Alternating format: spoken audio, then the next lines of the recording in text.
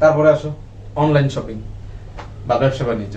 তো ব্যবসা বাণিজ্যের ক্ষেত্রে তো দেখতেছে যে কোভিড এর কারণে কারো চাকরি চলে গেছে, সে হচ্ছে নতুন টাইপের মানে ই কমার্স ভিত্তিক হচ্ছে প্ল্যান নিয়ে আসা সাকসেসফুল হয়েছে অনেকে, ঠিক আছে।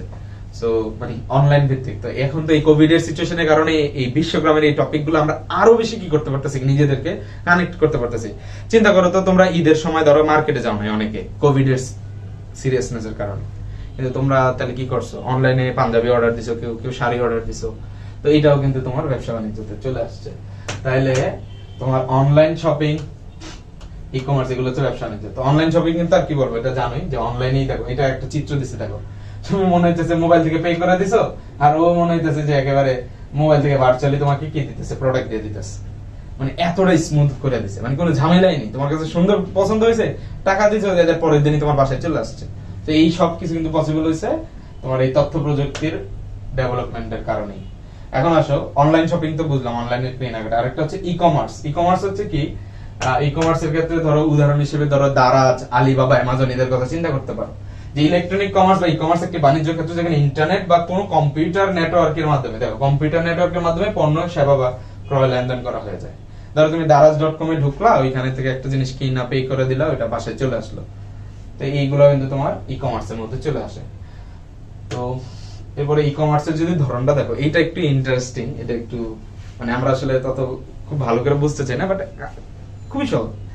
এই যে ই কমার্সটা মানে অনলাইন ভিত্তিক যে তুমি ইন্টারনেটের নেটওয়ার্কের মাধ্যমে যে ব্যবসা বাণিজ্য করবা, সেটার হচ্ছে কয়েকটা ক্যাটাগরি থাকে। তো মোটামুটি 4টা পাওয়া যায়। খুবই সহজ। দেখো, বিজনেস টু বিজনেস, যেটা সঙ্গে বলতে পারি B2B, business to consumer B2C, consumer to business C2B, consumer two consumer C2C। তো এটা বেসিক্যালি যেটা হয়েছে যে তোমার কনজিউমার হচ্ছে কি, যারা হচ্ছে ধরো একটা পণ্য যখন কেউ কিনে, যে কিনে সে হচ্ছে কনজিউমার হয়। আর যে পণ্যটা বানাইতেছে বা যে বিক্রি করতেছে তাকে আমরা বলতে পারি যে বিজনেস।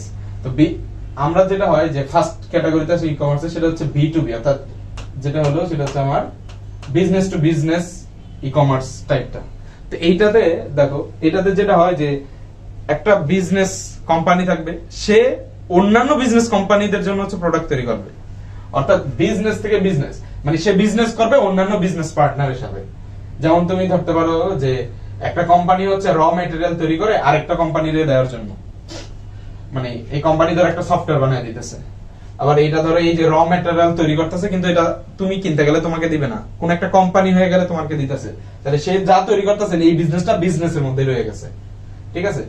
সো যেমন হচ্ছে দেখো, এক্সাম্পলে যদি ইন্টেলের কথা চিন্তা করো, ইন্টেল কিন্তু হচ্ছে তোমার জানো প্রসেসিং কোর গুলো বানায়, হ্যাঁ।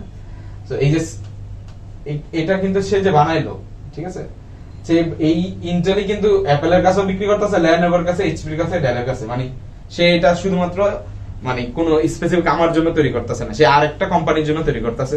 তারা আবার তার থেকে প্রসেসর নিয়ে সেটা কি করে, ইন্টেল তার কম্পিউটার সেট করে, অ্যাপল তার কম্পিউটার সেট করে, ম্যাকে সেট করে, এরপরে হচ্ছে এটা আবার মার্কেটে ছাড়ে। তো বিজনেস টু বিজনেস। তাহলে একটা যদি ভালো করে বুঝো, বাকিগুলো কিন্তু আসলে এত কঠিন না, বাকিগুলো এত ডিটেইলস যাওয়াও লাগে না। সেটা হলো করো যে বিজনেস টু কনজিউমার B2C।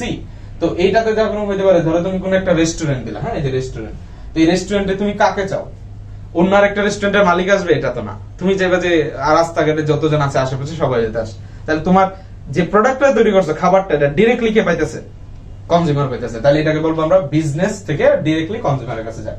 তাহলে এরপরেরটা আসো যে কনজিউমার টু তোমার হচ্ছে বিজনেস, মানে এখন কনজিউমার কিছু তৈরি করবে, সেটা দিয়ে হচ্ছে তোমার মানে বিজনেস চলবে।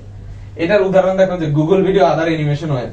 মানে এই গুগল ভিডিওতে তুমি কি করো, অনেক সুন্দর সুন্দর ভিডিও বানায় তুমি ওটা ছেড়ে দিতেছো, এবং ওই গুগল কোম্পানি কিন্তু কি করতেছে, ওই তোমার বানানো ভিডিওর উপর সে কি করতেছে, বিজনেস করতেছে। মানে কনজিউমার থেকে ওই প্রোডাক্ট হচ্ছে বিজনেস নিয়ে যাইতেছে এবং সেটাকে রান করতেছে।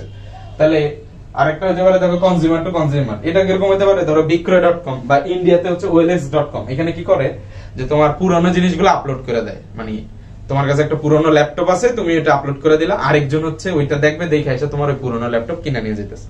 তাহলে যে কিনতেছে সেও কাস্টমার ছিল, আবার তুমি যে বিক্রি করতেছো তুমিও কি ছিল, কাস্টমার ছিল। তাহলে এই বিজনেস মডেলে কনজিউমার এবং বিজনেস দুইজনেই হচ্ছে দুই জায়গাতে কনজিউমার থাকতেছে, সেজন্য এটাকে বলতেছে কনজিউমার টু কনজিউমার। তাহলে আমাদের হচ্ছে এই ই কমার্সের 4টা টাইপ মোটামুটি কিন্তু বুঝা গেছে।